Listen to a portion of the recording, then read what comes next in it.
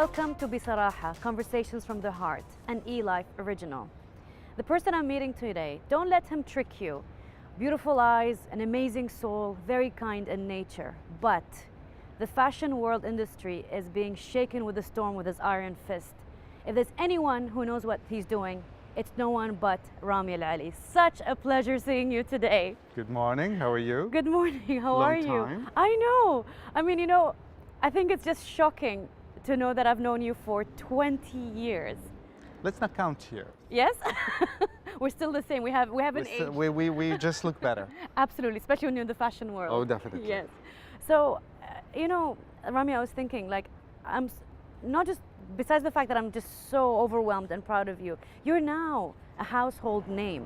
I mean, you started from very, very humble beginnings.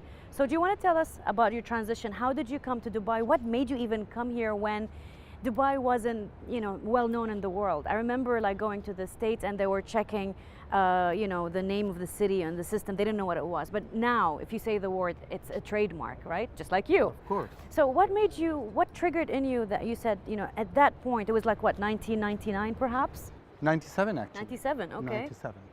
Coming to Dubai for me, it was a transit. I was not intended to stay in Dubai or come and live or work in Dubai. Oh, so you had no intention. I didn't know that, okay. I finished studying in Syria, visual communication. Okay. And the last year of the graduation, I did a project about fashion design. So wait, when you studied visual communication, it was just what does that exactly mean? Graphics, what is it? I wanted the closest possible to design. Okay. Design in general. I wanted to build a foundation, and I wasn't very clear that fashion design, it's the career that I want to do for the rest of my life. I thought it's something that you do on the side, it's a hobby, it's something pleases you, it's something gives you pleasure. But then when I did the project at the graduation, I knew that fashion design, it's the career that I want to be committed to for the rest of my life. Okay, so it's only when you then tried it for the first time, you fell in love with it immediately? True. Okay, so it was love at first sight and it's still with you till today? Still until today. That's amazing. So now you're a graduate, this young, energetic guy about fashion, and then what happened? I came to Dubai actually because I was planning to go continue studying fashion academically in the state. Okay. And I transited in Dubai, and by the time I was doing all the the paperwork, get in touch with the institutes there, someone advised me to do an internship until the time comes for traveling. Okay. Something to add to your portfolio, some experience that won't Right. harm. And I did that, and at that time there was a big fashion house. I think this is the time where we met. I started working for them, Ghanati at that time. Yes. And they were kind enough to take a newbie to do an internship with them. After 3 months, they start giving me projects. So wait, from an intern, you immediately got your first, let's say, Yes. freelance fashion work? Yes. Okay, so they identified the talent immediately on the spot. They saw something in you, basically. They saw something and they wanted to take a risk. And at that time, it was also a kind of a shift and a change in the taste and style in fashion in the Gulf, in Right. Dubai in specific. It was the beginning of that. It was the first step. So they wanted new blood, they wanted something young, they wanted something modern, and they took a chance. After they gave me the first project, few projects followed that made me earn the trust of the customer. Right. That's, they definitely value in that fashion house a lot. And in 1 year, I was hired permanently. Okay, so you went them. from intern to testing you to basically now offering you a job. So that was get your a first job in Dubai? That at was my Ghanati. first job. Wow, where were they located? Do you remember at that time? Jumeirah, at the beginning of Jumeirah. This is where Mashriq Bank right now. Okay, that's the actual That place. was the actual Nostalgia, place where- right? It is nostalgia. The Are golden. you still in touch with them?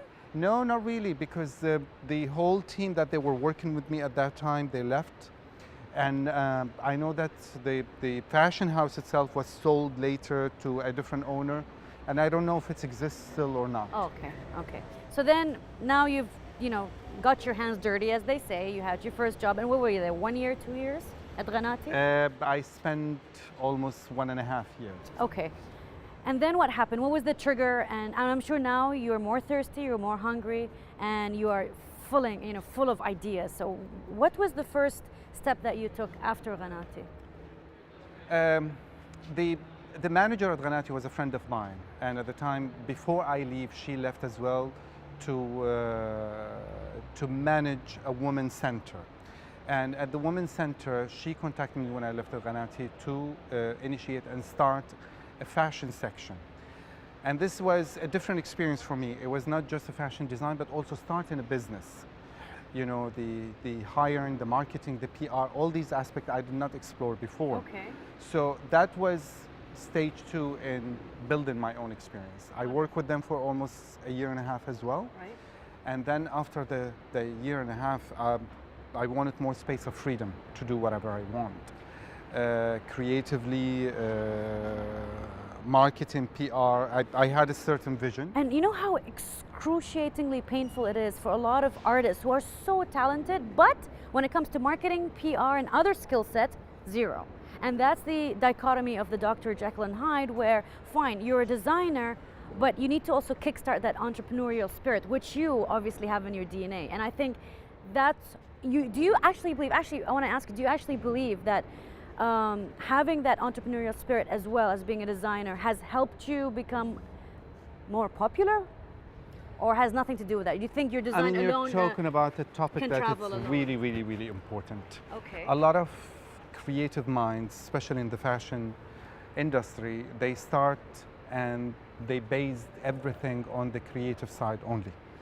And if you don't have a business sense, if you don't have strategy, if you are not aware of marketing and PR and media and all this, it's very difficult to keep the concept academic. You know, you need to communicate, you need to translate the message, you need to deliver the message correctly, and that's not just by the creative side. The creative side, it takes usually 30 to 40%, maximum I would say 50%. Wow. The rest, it's all based on your knowledge and know-how on how to build a business. Because at the end of the day, we are artists, yes, but we are linked to the, you know, the real world where I mean, you you're need not to designing for yourself, you're designing for an audience, for a clientele, course. for the market, so to speak. Of course. And if you're not connected with this market, and if you are not aware of what's happening in the surrounding and able to adapt and come up with strategies and business plans, you won't be able to survive. Well, unless you work for a big fashion house and your job, its description is limited to Simply being design. creative Correct, director only. Correct. How did you figure out that you had both sides? Was it something intrinsic? I that, didn't figure out that, No? that I have both sides. I made so many bad decisions in Really? business until I, you know, build my experience as well. Same as in the creative side, I've ruined many dresses before I start making. So basically lots of trials and Of error, course, lots of of trial and course. error. Which is better than making something correct. I know it's a cliche to say I learned from my mistake, but it's true, especially in our business. If you don't really go that way, that you thought it was correct at the beginning and see all the, you know, the flaws around it, you would never know until you try it your own.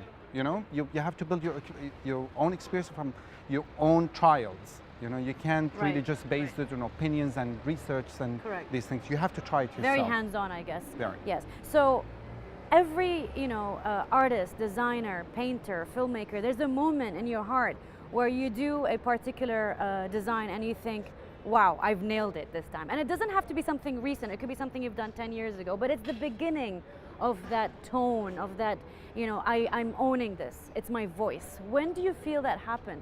Do you remember a particular design, maybe I've seen it, that you have? Not really. I mean, I still consider myself experimenting and trying and, you know, still in the process of building the shape of my company where the DNA is clear, the message is clear, the woman of Rami Al Ali is clear. There are moments where I am clear about what I like and what I dislike, Okay. what I'm strong at, what I'm weak at.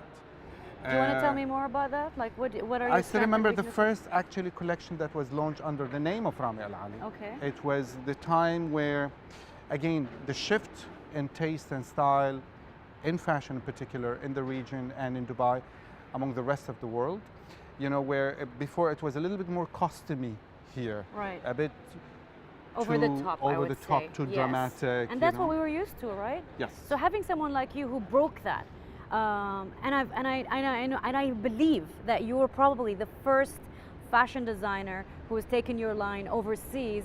And when you have the critics sitting there thinking, oh, here we go, we're gonna have another dress with 600 embroideries, and then, you know, you come in with this force of minimalism, beautiful cuts, and they're like, this is from the Middle East. You actually did that shift in design concept. How do you feel being the first one doing that? Well, I feel good hearing that now. It's good that, you know, someone really seen it clear, and that's very important for me. Like what you said, I don't want it to be the cliche, Correct. the expected, Exactly. So the you broke another that. story. I wanted from the beginning to create something first that don't exist. So I don't want it to compete in the market with something already mature and, you know, has its own clientele. Second, I want to create something that it's really, really, really me. It defines me visually. It defines me in taste and style. It defines the fashion house that I'm building. So let's go more on this. If there was a house you belong to or a school of thought in fashion, which one would you be? Let's say tomorrow morning, you know, someone, a big household name, came and hired you as a senior consultant for their design house. Who would you want to be working with? Controversial? It is. I would say probably Valentino. Okay, so that's where you see your design lines. It has this classical feminism, and at the same time it's super modern. It can represent both worlds. You know, a client from the age 50 plus would look at it and admire it and buy from it, and a young, cool, modern client would still also see, that's the entrepreneur speaking in you, because it caters to a very wide range, Yes. which makes your work stunning and also wanted by a much bigger market, Yes. you know, pile. So, if I had to say, going back to your fashion line and fashion design, when you had, when was your first time stepping outside Dubai and seeing your work, you know, demonstrated outside? First of all, how did you feel, and how was the reaction? 2009. Okay. It was the first time we. So what, around 10 years after practicing and making all these mistakes in Dubai? 9 years. 9 years. I would say 9 years, doing shows all over the region.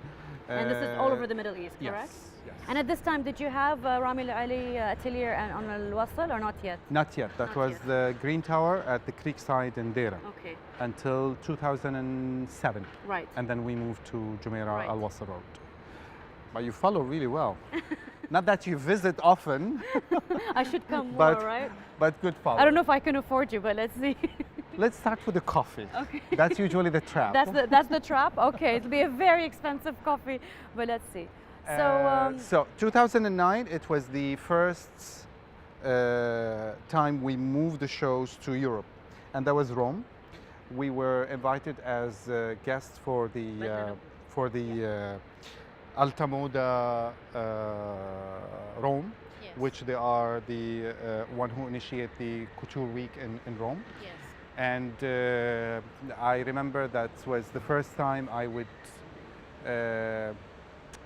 interact with, you know, international critics, buyers.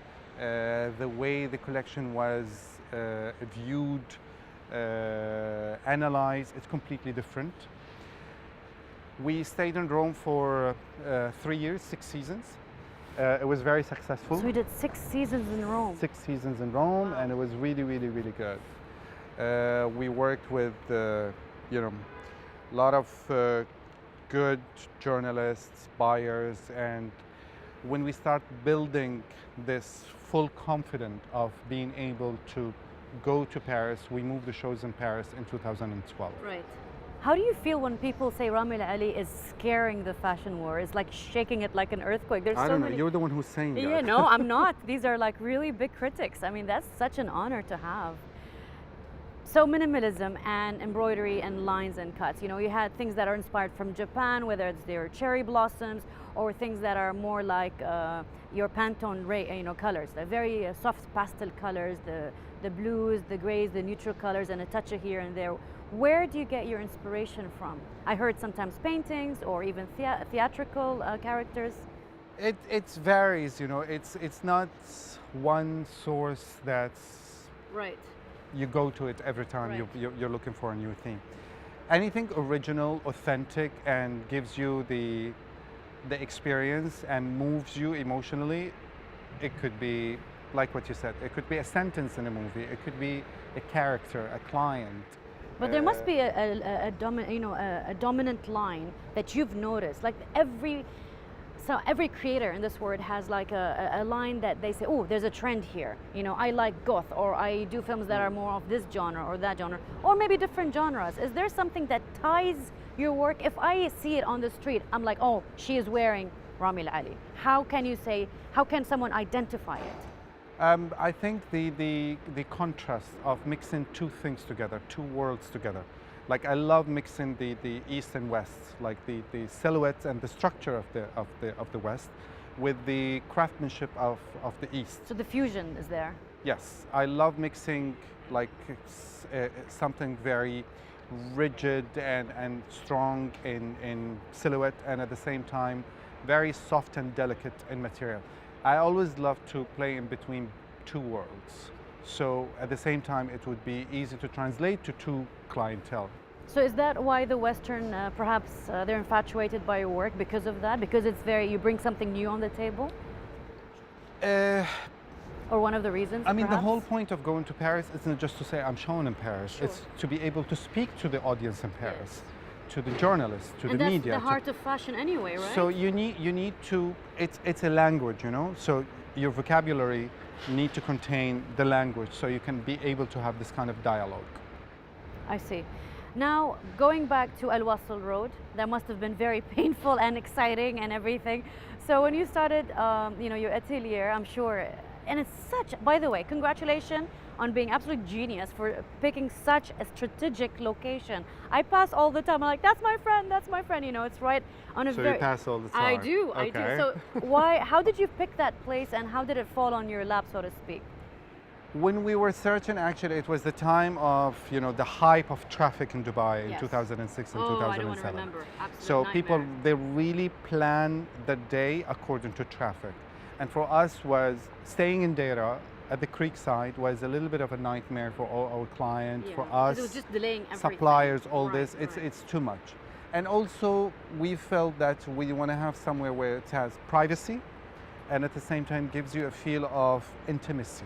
So we wanted something to be more of a house. Like a villa feeling, right? Yes. And it is a villa, isn't it? It is a villa. Yes. And we turned the villa into, a maison, Rami Al Ali, where you get to it and you feel something cozy. And it's not just a retail. Do you remember your first client? It just popped in my mind. That's a tough actually, one. I do. You do? Actually, I do, yes. How many years has it been since you started the first Rami Al Ali? client, it was 17 years ago. Oh, wow. 17, yeah. So any tough clients to please? I'm sure you've had some horror stories as well. We don't have to mention names, but on the lighter side of things, like how do you deal with someone who is never happy no matter what you do? Or have you had a very strange request? Please let me know. I do have a lot of strange requests, but to be honest, the difficult client, if you want to call her difficult, is the client that's intrigued me. It's the client that provokes me and gets me out of my comfort zone. So they push you. I mean, you might not like them for a few minutes, but then they challenge you, right? Yes. Probably like what you said at the beginning, your ego as a creative would jump in and you find reasons, many, to decline. But then I'm a very patient. I was just about to ask you what's your salesperson. I was about to ask you what's your style of business with people? Like how do you deal with them? Do you get someone else to do that for you, or are you hands-on?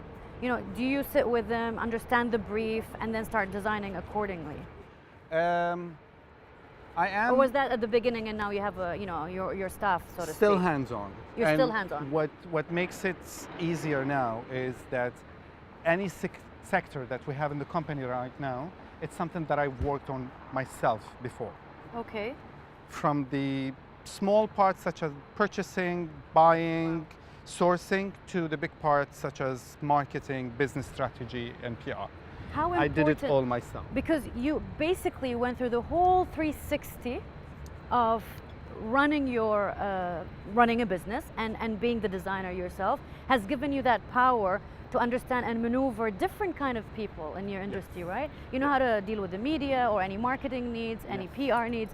So you're pretty much the decision maker. I wouldn't say maybe soul, you probably consult people, but very hands-on in that. How important is that for anyone, let's say for young fashion designers who are starting, what would you say to them? Because that's always a question that comes, let's say in my domain, for instance. It's good and bad. You need to play it with a good balance. It's good because it keeps the goal of the fashion house always focused, because you have one vision, you know, coming really personally from the creator himself. It's bad because if you don't have the right consultant, we're human at the end, and what we work with is emotions.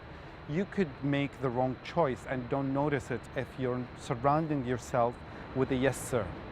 You know? So that's also a good tip. So don't listen to everyone, like let people challenge you. Is that what you're saying? Or surround yourself right with really experienced people, right, from the field, right, someone whom you trust their taste and belong to the same world that you have.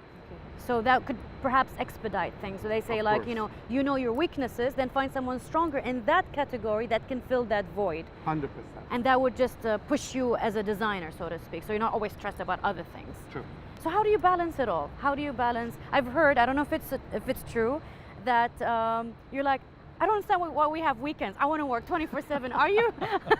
Rami, I got that right. You're laughing, so that's a sign of truth. Are you a workaholic? I need to know who's the snitch. Okay. Yes, I am alcoholic. I think weekends are waste. Okay, you're a workaholic, you mean? Yeah. I work To death. But again, I mean, in my case, what I do, again, it's a cliche. It's what I enjoy, what gives me pleasure. It doesn't feel like work. So I never looked at working hours. I've never looked at weekends. I've never looked at, you know, all these charts and these things. I am really practicing my hobby, paid for it. So for me, there's no clear line in between breaks, personal life, and work. It's pretty much the same and all. It's very all entwined. mashed together. You've really whet my appetite with your work. Now I have to see it, you know, because we can talk all we want, but seeing and touching and believing. And I know I have seen your stuff in magazines and many other places, but I really want to see your work. So if you want to guide me there. Yes, I'll show you. It's the Pret line. It's the new line that we started, which is the ready-made line that we sell when to did stores. You start that? We started like 3 years ago. Wonderful. Yeah. So this is where your Pret line is. Yes. Great to see it.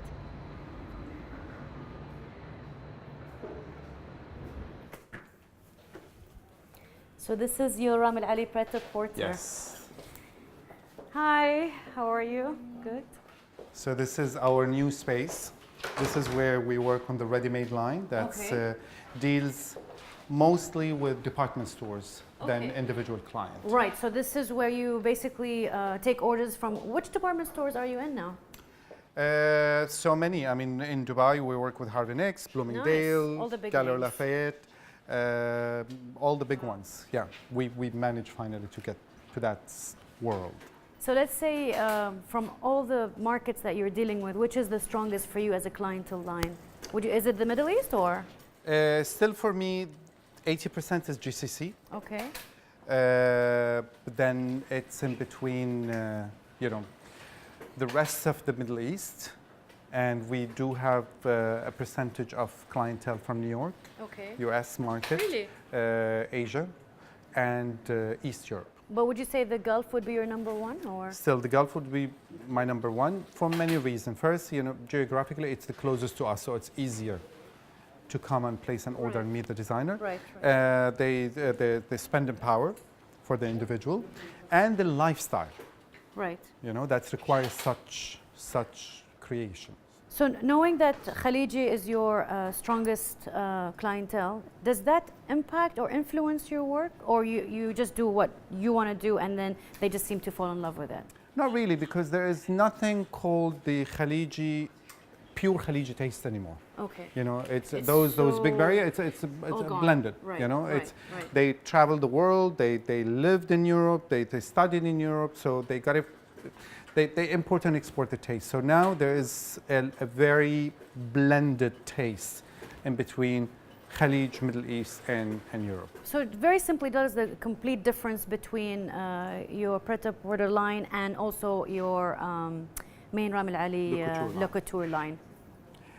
The Pret line, it's more for, it's more affordable.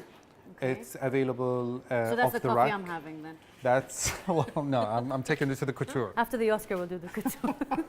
Before.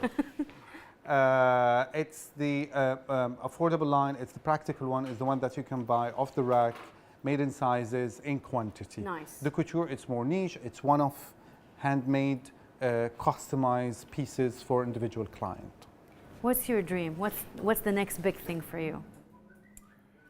The next big thing, you know what? So far, all what I've done, it was an organic evolution for the brand. I did not really set a goal, and I said I want to reach it at a certain time with this kind of. So it's all unfolded one after the other. When there is a need for something, I make it happen. Right. I don't really create a cause and then create things for it. No, I make everything organic and natural. So you are avoiding the question. Is it a secret? What's the next big thing? Yes, the next big thing. I think to start my own retail. Oh, really? That would be the next thing, to start Rami Al Ali stores. Of course, you start with the GCC region first. Amazing. That's very ambitious. You would have more than coffee. Yes. Actually, it's a must. When you start having such a line, yes, your own retail, it's the next step, because you just cutting all the middle people in between you and the client, and you're dealing with the client directly. And how ambitious is that? Would you say that your eyes are not just in Dubai, but you would like to have it all over the Middle East, perhaps, or even worldwide? You start with the strong selling points. Definitely Dubai, it's one of it. Yes. And then Europe, London would be next. Paris, it's a very important window display, not necessarily just commercial, but also as a trendsetter. Yeah, because that's the heartbeat of the fashion world. Yes, yeah. So that's the network that we're looking for. What would you say, if you had to do your first Oscar dress, do you have anything that comes to your mind? For a Khaliji, hint, hint. Are you booking an appointment now? Maybe. Listen, the Oscar, it's a very classical red carpet event. You can't go experimental and you can't go unsafe. You need to go always looking for covering the widest range of tastes worldwide. So you need to always go safe and classic. Fantastic. Thank you so much, Rami. I can't wait for that moment. Pleasure. It's also my dream to work with you. Pleasure. Thank you very much. Thank you.